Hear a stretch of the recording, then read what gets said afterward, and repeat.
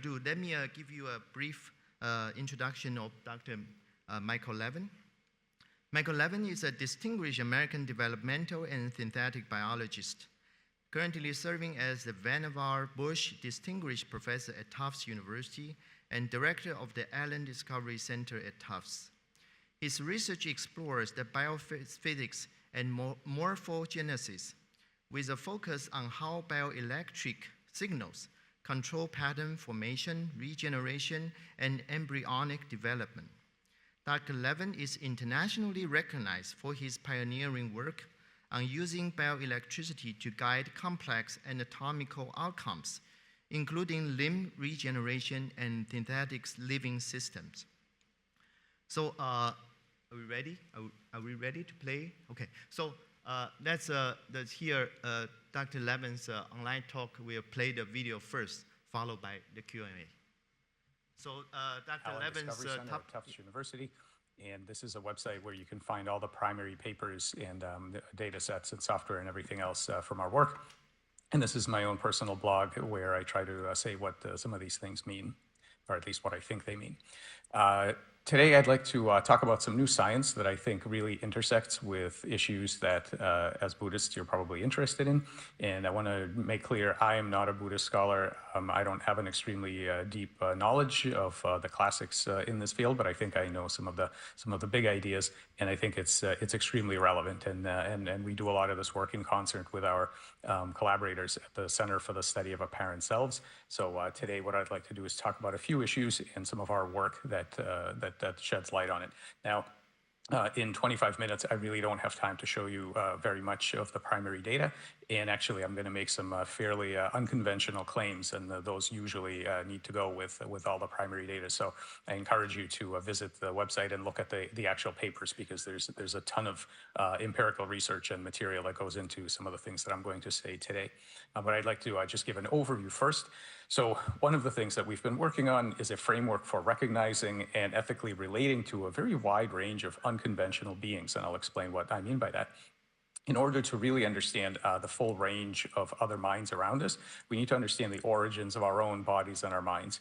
And I'm going to talk about a few things. First of all, show you how bodies self-assemble from an agential material. And this leads to an issue that I sort of call femto-Buddhism, this question of how far down on the scale of organization do these kinds of concepts extend. I'm going to talk about selves as not permanent objects, but rather a kind of self-telling, continuously morphing story that holds together the components of a body and a mind.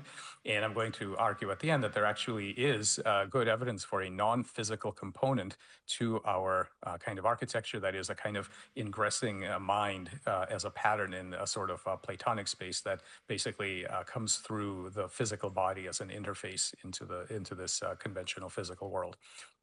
And overall, I think we really need to understand a wide range of new kinds of beings who live out their life and suffer and strive for goals and so on in spaces other than the familiar 3D outer world of behavior. And this is going to challenge our commitment to enlarge our own cognitive light cone to be able to exert active compassion for all sentient beings, because some of these are actually very hard to observe. And this framework, I would claim, has led to very specific, practical, novel discoveries. In other words, most of my lab is a wet lab that generates advances in regenerative medicine, bioengineering, AI, and things like that.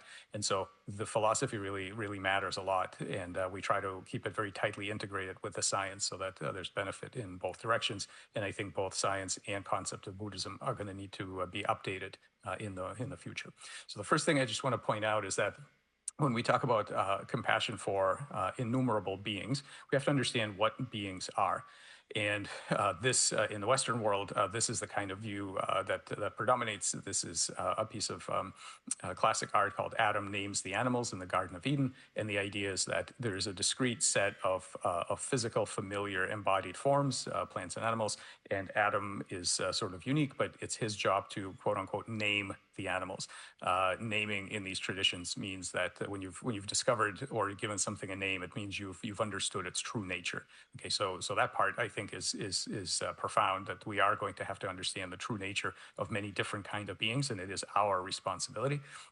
But what I think is wrong or limiting here is that it really only is showing these kind of conventional brainy sorts of bodies, and this is only the beginning, the tip of the iceberg.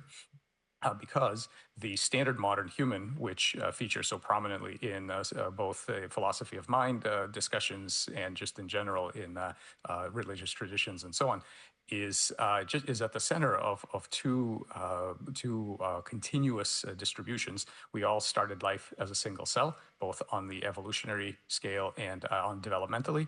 And what happens is that we all slowly and gradually become what we are now. And so whatever we think about the properties that we have in terms of the ability to hold goals and be responsible for our actions and so on, we have to have a continuous story that says, how do those things scale up from the time that you're a single cell? Where exactly, if we can conceive of that as this like yellow sort of golden agential glow that this thing has, where did that actually show up? At what point during evolution and during embryogenesis does that occur? But also through biological changes and technological changes, there is a wide range of intermediate forms that are not only possible but becoming real right now, and will be more so. And again, one has to say, at what point do our human possibilities and responsibilities kick in, and where do they extend?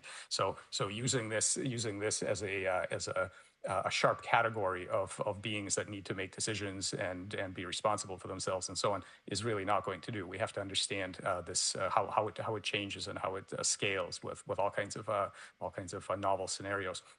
And this means that whatever discussions we have about Buddhism and AI and so on, it's really not just about AI. The point isn't about software agents. The point is that these kinds of cyborg creatures that are composites of technology and of natural evolution are already with us. They are going to be living with us, and in fact, this is going to be us, all of us.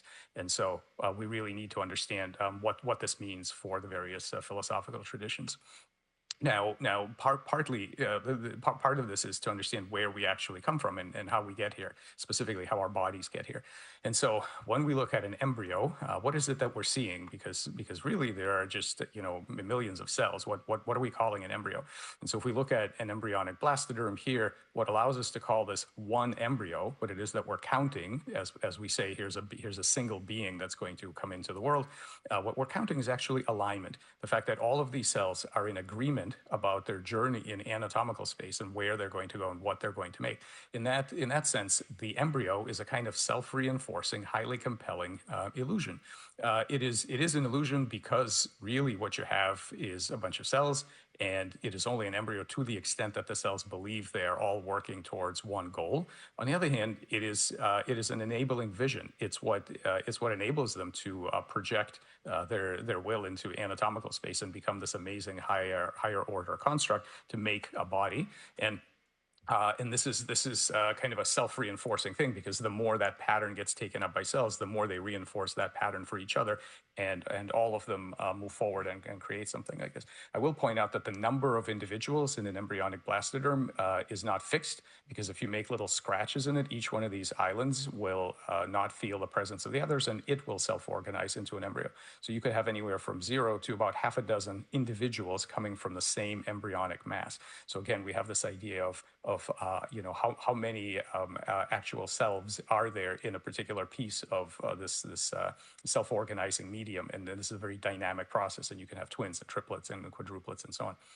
And the same issues actually come up in cognition, where you have split brain patients and dissociative identity disorders with multiple individual personalities sharing the same brain real estate. So this is how we are formed. We are formed through a persistent kind of self-model of that develops in these cells.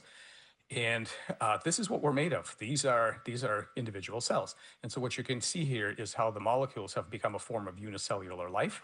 And down here you see a very sad kind of video where you see the reverse process, how the death of the unicellular organism leads to just a bunch of organic molecules, just a mess of molecular remnants. And so So what we're seeing here is that below the single cell level, and you can see that even though it doesn't have a brain or a nervous system, there's tremendous purposeful action here. The cell is very competent in getting its goals met in its environment. So what you can see here is that below this level are the molecular networks that underlie it, and the border between a bunch of molecules and presumably the province of chemistry and physics lies right next to it lies the province of life and behavioral science and things like that. And the border of life and death here is very thin once you looked at it at this level. So this is what we try to think about is how far down do the concepts that we're interested in go? In terms of delusions and having false beliefs about yourself and the outside world. What's going on here? Do these cells have that? Do they generate karma? Are they in need of liberation? And we might agree that the answer is probably yes, because these are very clearly active living organisms. But because they're made of molecular networks, the immediate question then becomes, well, did the chemistry have those things as well? Can chemistry make mistakes? Can chemistry be diluted, have attachments, generate karma, and so on? Because if they can't, then you have to have a good story about why these molecules don't have it anymore, but they did seconds ago when this whole thing was an organism. So we really need to understand what's going on in that transition. And by the way, I don't believe there is any transition. I think it smoothly scales all the way down. Because and part of that is that we actually found that molecular networks themselves, not cells, but actually the molecular networks themselves also have, for example, 6 different kinds of learning. And so and we use this in our lab to do things like drug conditioning and so on. We can actually train molecular networks in addition to different, habituation, sensitization. They also do Pavlovian conditioning. And so even the material that you're made of, the very chemistry that you're made of, already has learning capacity. It is not a passive medium. It's not even just a computational medium. It is an agential medium that we are all made of. And I really think that a lot of the concepts that we think about go all the way to the bottom. This has an implication. The implication of this is that embodiment, as we traditionally recognize it, so for example, here we recognize easily medium-sized objects moving at medium speeds through 3-dimensional space as intelligence and so on. This is only the beginning of the story, because actually biology lives in many different spaces. Cells and tissues and molecular networks, they navigate other spaces, very, very weird high-dimensional spaces that are hard for us to recognize. So they live in worlds like transcriptional space, meaning the space of all possible gene expression. They live in physiological state space, and the one that we spend the most time studying is anatomical morphospace. This is the space that you traversed from being a single cell, fertilized egg, to the body shape that you have now. All of these are spaces in which these systems make decisions. They strive for goals. They suffer, meaning that they have stress when their goals are not met, and they work to minimize that stress by navigating those spaces to the goal states that they have. This has, for example, massive implications for embodiment in AI, because when people say, well, this AI is not, it does not have a real mind because it is not embodied, meaning that it is not traversing our physical space, interacting with objects the way that we do, that actually doesn't mean that it's not embodied. It may well have a body that navigates other kinds of abstract spaces, and that perception, action, stress loop may play out in lots of spaces that we have a hard time noticing. I want to show you what the collective intelligence of cells as it's moving through the anatomical space. It has attachments to certain goals. For example, this is an axolotl. It's an amphibian that can regenerate many body parts. And what you see here is that when they inevitably bite each other's legs off, no matter where the amputation takes place, the cellular collective very quickly works. It works very hard, spends lots of energy, and it gets back to where it needs to be. And then it stops. In other words, while no individual cell knows what a finger is or how many fingers you're supposed to have, the collective has this kind of homeostatic loop where it has a goal, it has a set point. If you deviate it from that goal, it will traverse back there. So it will travel through anatomical space and get back to where it needs to go. So it has a very active and very powerful attachment to this particular goal. We study the way that stress drives this process, and the idea that you can sort of have a very basal model of attachment and suffering by looking at the stress-driven pursuit of these goals by groups of cells. In fact, there's something else going on here, which is that there is a kind of holistic order to it. In other words, if this tail is surgically graft it to the middle of this animal, what will happen is that the cells will actually slowly remodel it into a limb. In other words, a structure more appropriate to the new large-scale anatomy. And even the cells at the tail, at the tip of the tail, will become fingers, even though locally there's nothing wrong with them. So what you're seeing is that, again, the collective has an attachment to a specific goal state in anatomical space, meaning that it knows that having a tail in the middle is not correct. It needs to have a limb. And that desire, the pressure to do that propagates down even into the individual cells, which locally there's no problem. They could have stayed like this, but they don't because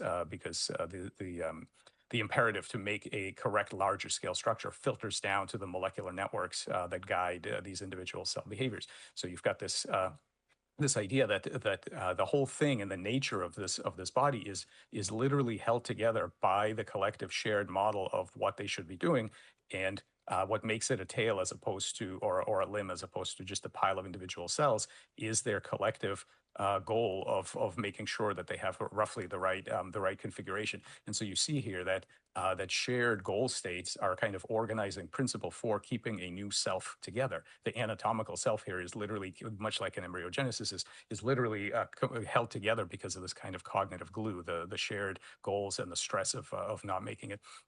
And our biological substrate, we call this a multi-scale competency architecture. Excuse me, multi-scale competency architecture, where every layer is able to solve problems and achieve goals in the different kinds of spaces. And so now we have to ask how do these systems remember their goals? What is the cognitive glue that allows a collective to reach a group goal? Yeah, so how do these group goals actually bind individual subunits together into new beings that are distinct from? So you've got the goals of your molecular networks, but then there are those of the cell and those of the tissue and of course of the entire organism. So this is conventional behavior here, but then anatomically at the level of the organism and so on. How do they remember it? How do they pursue these goals? Well, we know how this works in the brain and nervous system. So there's an electrical network in your brain that allows very high level abstract goals that you might have around right action and whatever to filter down to actually change the chemistry of your muscle cells to make your muscles contract so that you can do voluntary motion and go execute on those goals. So it's actually an amazing architecture that allows very abstract kinds of principles to control the chemistry in your body. And so these electrical signals control your muscles so that you can move through three-dimensional space and have actions that generate consequences and so on. But it turns out that evolution discovered this a really long time ago. So this is an ancient architecture. All cells in your body actually have these ion channels and electrical synapses. So the electrical network of your brain actually evolved from a much older electrical network in your body. And what that electrical network thought about was not action in the three-dimensional world. It thought about action in anatomical space. In other words, it issued the networks of cells issued commands to each other to move your body configuration through anatomical space. That is how it remembered what a proper embryo looks like. That is how groups of cells remember how many fingers you have and you're supposed to have and all of that kind of thing. And we've done a lot of work to develop the first technologies to read and write the mind of that collective intelligence. And so we use the collective intelligence of cells as a model system for understanding, for detecting and trying to communicate with a very unconventional intelligence that lives in this anatomical space. Just want to show you what some of that looks like. So the colors here in the grayscale represent voltages that we can read out with a voltage-sensitive fluorescent dye. This is an early frog embryo putting its face together. Here's one frame from that video showing you the memory of what it's going to do to build a face. Here's where the eye is going to form later. Here's where the mouth is going to form, and so on. These electrical pattern memories control all of the gene expression domains and ultimately the anatomy. This is literally reading the mind of the body. And you can see the individual cells have all sorts of interesting electrical properties, and they're having all sorts of electrical conversations. And much like we try to read out, or at least people in the neuroscience field try to read out the mental content of your brain by scanning your electrophysiology, we try to do the same thing in the body and understand what this collective intelligence is trying to do. Once we understand, we call this cracking the bioelectric code. Once we have some understanding, we can actually speak that language, and we can issue commands or communicate with it to try to reset its goals. So for example, here's a tadpole side view. Here's the eye, the brain is up here, the mouth, and the gut.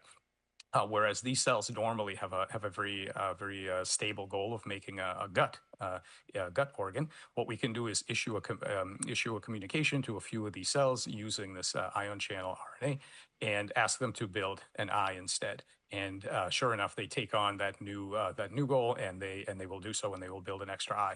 And this eye has lens, retina, optic nerve, all the same. In fact, they commit to that goal so well that these cells that we injected, these blue cells, will actually recruit from their neighbors. All these other cells in this eye are not directly injected by us, but they are recruited by these cells to participate with them. It's such a compelling vision of the future. They actually transmit that vision to their neighbors, and you can actually see that happen. So the other thing is, besides being able to change goals, once you understand that cognitive glue and how these bodies come to be held together, we can actually reset the borders of the self. So when we look at this, individual cells, both in space and in time, have little tiny goals, things like keeping the pH or the hunger level at a particular range, and so on. They have little tiny goals in space and time, but groups of cells can merge together into collectives, networks that can remember much bigger goals, such as this. They can remember these grandiose anatomical goals. So the degree, the size of the scale of the goal that you're able to pursue rises in evolution and in embryogenesis. It gets bigger, and it gets projected into new problem spaces, from physiological space to anatomical space.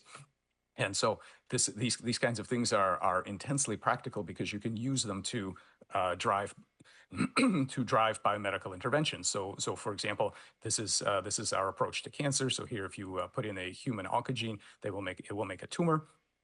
In these cells, you could see already by the bioelectrical imaging, they're basically disconnecting from their neighbors. And once they disconnect, they become individuals, like ancient amoebas. They sort of roll back to their past. And as far as they're concerned, the rest of the body is just external environment. They're going to go live their best life, which is metastasis. And we can prevent that process, not by killing them, not by fixing the genetic defect, but simply by forcing them into a correct electrical state that keeps them coupled to the network. When we do that, then they don't have these individual little thoughts about crawling off and doing other things. They basically stay on task in this giant mind meld, and they build skin and muscle and so on. This is the same animal. Here's the oncoprotein blazingly expressed. There's no tumor, because it's not the genetic state that drives, it's the commitment and the size of your goals. And if we can keep that boundary between self and world large enough, so that they remember these large organ level goals, then this is a new kind of therapeutic that we're working on. And so the idea here is that the scale of the largest goal that you can pursue, we call this the cognitive light cone, which is in space and time the largest goal that you can pursue, not how far your senses can reach, or how far out you can affect things, but the size of in whatever space. It doesn't have to be physical space.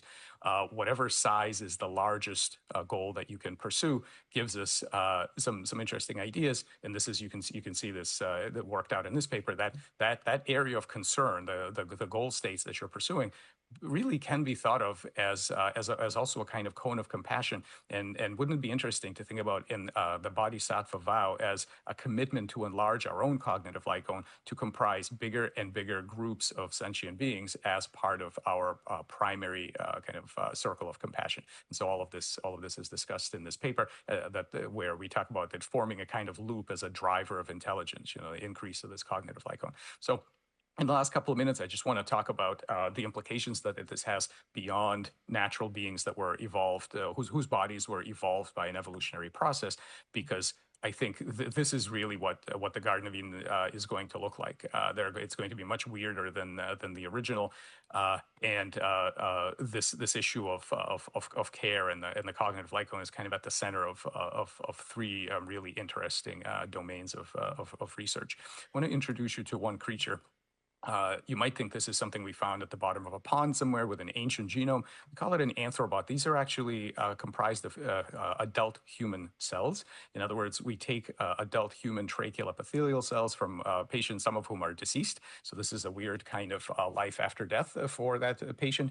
And these cells self-organize into an entirely new creature that has a a new morphology, a new sets of behaviors. This does not look like any stage of human development. It's a completely different kind of being. We haven't touched the genome. We haven't put any reprogramming factors, no synthetic biology. This is what the cells already know how to do. These have never existed in evolution. And so one might wonder, these kind of behaviors that it has, it expresses about half the genome, over 9,000 genes in new ways, other than what the cells were doing when they were inside the body. They have lots of new behaviors. One of the things they know how to do is to heal neural wounds. So for example, these are human neurons. We made a big scar. These things, big scratch rather, that's a neural damage. And these things are gathering together to heal it. You can see here, they're healing it across the gap. So where do all these come from? If you can't blame a long history of evolutionary selection for it, I mean, there's never been any anthrobots. There's never been any selection to be a good anthrobot.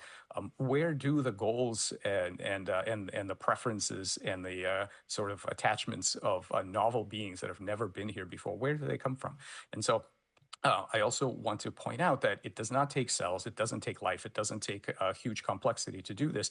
Even extremely simple models, and I don't have time to get into this, but you can see some of this discussed in this paper and also on my blog, where even very simple things like bubble sort, it's a simple computer algorithm, about 6 lines of code, totally deterministic. Even they have interesting competencies like delayed gratification, and they do weird side quests besides sorting numbers that are literally not in the algorithm. Even something as simple as bubble sort has apparent desires and competencies that are not in the algorithm. And so we have to be, I think this is a really important point, that these kinds of things go all the way down into very simple systems. I think we tend to greatly underestimate the capabilities of matter and of quote unquote machines, and for the exact same reason that the story of our mind is not fully encompassed by the laws of biochemistry, the story of quote unquote machines is not encompassed by our formal models of algorithms and materials and so on. The same kinds of things apply to even very simple systems. And I do not actually believe there's any such thing as dead matter. I've been in debates with people, for example, from the Vedanta school, who want to keep a very strong separation between the magic of life and so-called dead matter. I don't believe there's any dead matter anywhere. And so just to finish up here, I will point out that when we start to ask where do these patterns of behavior and these goals and competencies arise in biologicals that have never been evolved, but also simple technological constructs and hybrids and so on, when we ask where do they come from, I think the best answer currently is that they come from the same place that the structure of mathematical objects come from. In other words, not from physical space. I think that there is a kind of Platonic space of forms. Some of them we recognize as low agency things like facts of number theory and so on, and others are highly active, highly complex forms that we would recognize as kinds of as propensities for behavior, aka kinds of minds. And I think we are the residents of this space that occasionally project into the physical world through physical bodies, through interfaces like biological bodies, like biobots, like computers, machines, and so on. All of these can serve as interfaces to highly complex non-physical patterns that come through. And scientifically, we're currently very bad at recognizing when that's about to happen. And this is really important because we are living in, and increasingly are going to be living in, a world where the biological endless forms, most beautiful in Darwin's phrase, are just a tiny little corner of this whole space. And we are going to have to learn to enter an ethical symbiosis with beings that are extremely diverse, many different combinations of algorithms, of engineering, and of evolved life, and the ingressing patterns that form our minds and our psychological profiles need to be understood as they come through these interfaces to enable us to have a mutually flourishing experience. And I will stop here and just say that all of this is discussed in many papers. Happy to send these to you if you're interested. And I thank the students and the postdocs who did all the work, including especially our collaborators in this specific field that I talked about today. Our many funders. I have to do a disclosure. These are 3 companies that have commercialized advances that have come from this kind of thinking. And of course, I always thank the model systems, both living and non-living.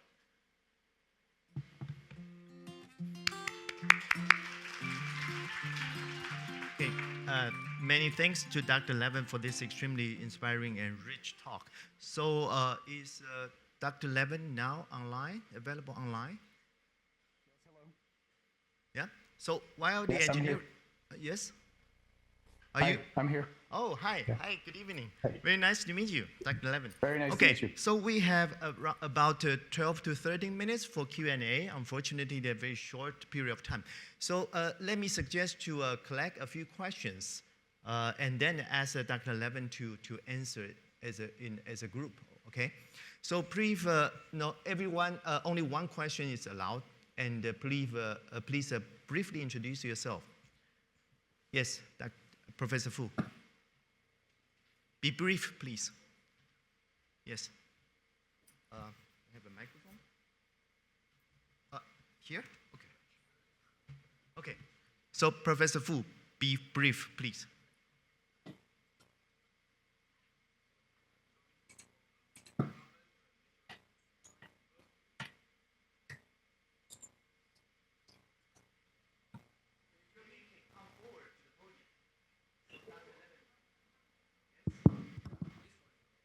So I'm Zhao Minfu from National Taiwan University. I'm a professor of physics. So I'm asking you about the question for all your study from the physics point of view for entropy, because, for example, for physics, entropy should be not smaller than zero, right? Negative entropy. But in your case, probably by artificial control, there will be positive entropy or negative entropy, or in total there'll be balance for that. Thank you. Yeah, thank you. Yeah, interesting question. We have never calculated it. I'm not sure. I'm not sure in our various examples what exactly you would measure the entropy of, because we have, behavior in three-dimensional space. We have morphogenesis. We have changes of gene expression, of bioelectric state, of metabolic state. I'm not sure, but maybe we can talk offline. Drop me an email and let's talk about how to measure it. I think it would be very interesting. Mm-hmm. Thank you. Thank you. Any other questions? Yes, Jamie, please. Do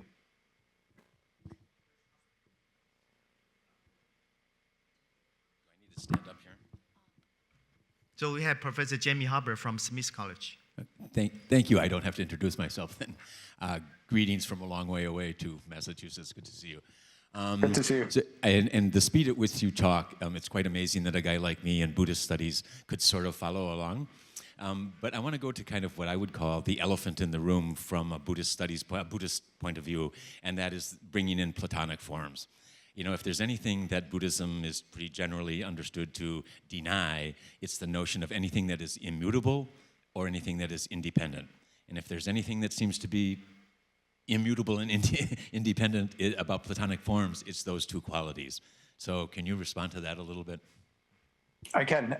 Yeah, unfortunately, because I had a very short time, I didn't get to go into this in any detail. I do have a fairly lengthy paper on my view of this space. I certainly don't think they're immutable. I say Platonic space only to make a connection with the mathematicians who are already comfortable with this idea that there are facts in the world that are not determined by facts of physics. But I'm not trying to hew close to whatever Plato said. In fact, I'm not sure we know exactly what he thought about all of this, but I do not believe the forms are immutable. I believe that these patterns are changed by their ingressions into the physical world. I suppose the whole point of them interacting through the physical world is to, in some way, evolve or change or something.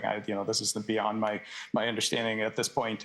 So now, in terms of independent, I think you're going to have to educate me a little bit. What exactly are you denying when you say that nothing is independent? What does that mean?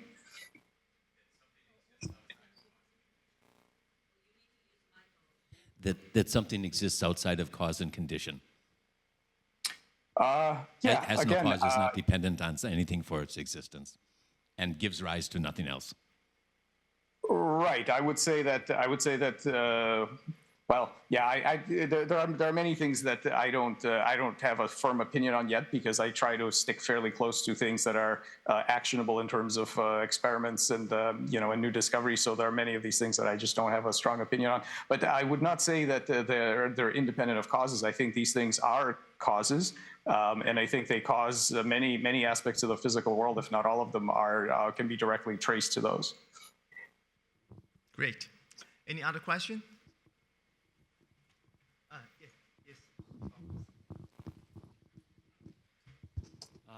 哦，OK OK，你可以说，请说中文，我来帮忙。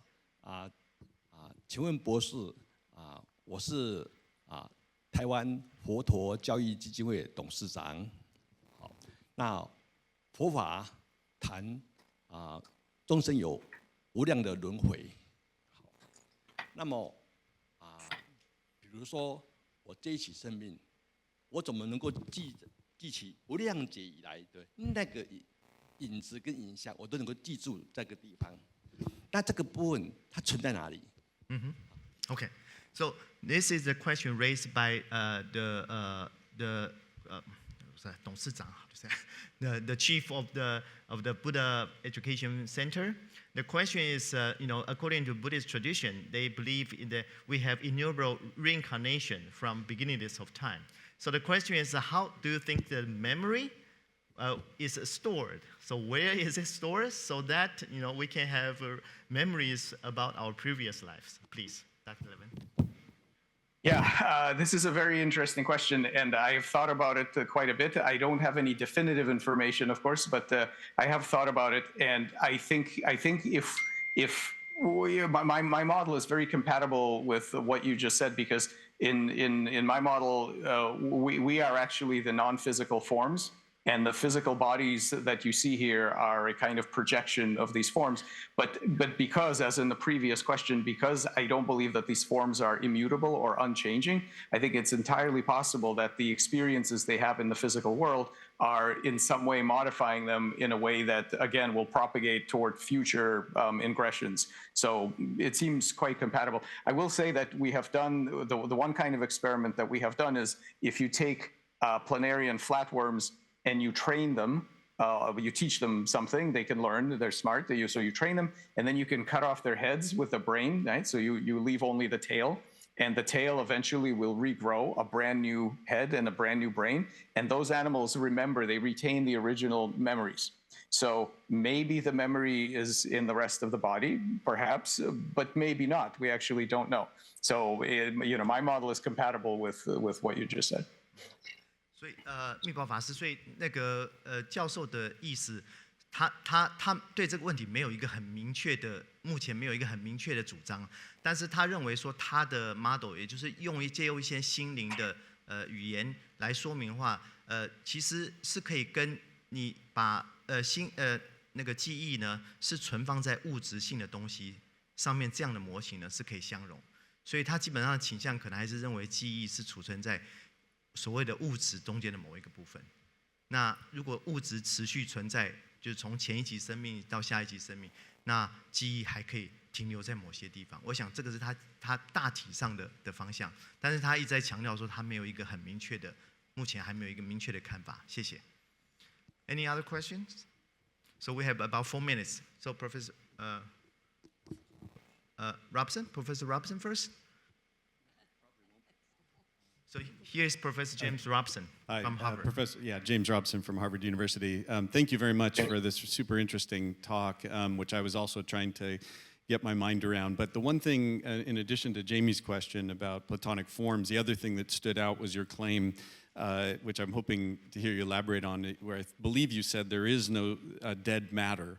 And I don't know what you mean exactly by that or how far you would push it, but it made me think about some of the conversations going on among those studying problems of consciousness and things like that, basically coming up where there's been rehabilitation of another old idea, which is panpsychism, of a kind of distributed consciousnesses that may then form the totality of what makes up consciousness. And are we looking at a similar thing in terms of the more biological material level of the body and other things as well? So anyway, I'm just trying to understand exactly what you mean by that claim, because it would seem to circumvent the problem of questions raised about the origin of life, or what is that spark that gives life as well, and all the experiments that were done in the 50s, like the Miller-Urey attempt to try to create life out of dead or inorganic matter, things like that. So anyway, that's my simplistic way of trying to see if I'm understanding you or trying to figure out what you mean by dead matter. Thank you. Sure. Okay, two things. First of all, with respect to the panpsychism question, yeah, so I consider myself a panpsychist. I think that the consciousness is fundamental, that it goes all the way to the bottom, all the way. However, one small difference that we could talk about, I do not believe that what you have in panpsychism is some sort of a summation situation where the consciousnesses of the various parts somehow add up and disappear, and then you have this large-scale consciousness of the whole. I don't think that's what happens. I think they all stay. In other words, yes, all the parts have their own consciousness to various degrees, and also if you make the right interface, meaning a multi-scale body with particular features, you also get to host interesting large-scale consciousnesses from this space that we talked about earlier. So, but yes, I think that fundamentally what I meant when I said no dead matter is that I do not believe there is any sharp, definitive, categorical distinction between what people mean when they say alive and what people mean when they say dead. I think that, or passive, inactive, whatever. I think that those kinds of terms are ancient and they're wrong. They're categories that do not have a sharp boundary. I think what we have is a continuum, and along that continuum, we can talk about interesting properties that match some definitions of life. Some of them are thermodynamic, some of them are cognitive, some of them are based on evolutionary criteria and so on. There's still no good agreement. In fact, I just submitted a paper on 64 modern scientists' definition of life and trying to analyze how they compare and so on. So my claim is simply this: these binary categories are not serving us well. They're not picking out any real sharp distinctions in the world around us. And what we need to understand is the slow and gradual transformation process. And this is a very shocking claim. It is not only shocking to people who study origin of life and things like that, who hope to find some definitive criterion, but they're also fairly unwelcome to a lot of people interested in the merger of science and spirituality. As I alluded to, I had a debate with some people who from the Vedanta tradition who are extremely insistent that there's a certain magic to life, as some kind of life force that was animating living things, and that we should be very careful not to conflate that with quote unquote machines, which they kept calling dead matter. And I was pointing out that I actually don't believe that there is anything that answers to that description, because even very simple inorganic systems are the benefit of interesting ingressions of some degree of cognitive capacity from these complex patterns that we call kinds of minds. And this is why materials now, when we look at active matter research, we see memory and learning and inference and prediction of the future and all these kinds of cognitive features. We see them in gels, in all kinds of materials that you would not classically call alive. So I think all of these things go all the way to the bottom, and what we really need to understand is the scaling of them towards larger and more complex forms. OK， 这个问题跟回答都非常重要哈，就是说，这个教授认为说他基本上是站在所谓叫 panpsychism 泛灵论的主张，那也就是说，在最基本的细胞的层次呢，就已经有所谓的心灵现象，所以他基本上认为呢，所谓心灵跟物质这样的二元论呢，恐怕未来是要受到挑战跟解消的。Sorry, as a moderator, Dr. Levin, I was not allowed to have the final question, other questions. So I have to come to a close of this very wonderful talk. So now you can feel relaxed and go to bed. So we'll have a group picture. So maybe we can invite Dr. Levin to stay there to have a group picture. Yeah. Okay. Now the floor is to our moderator.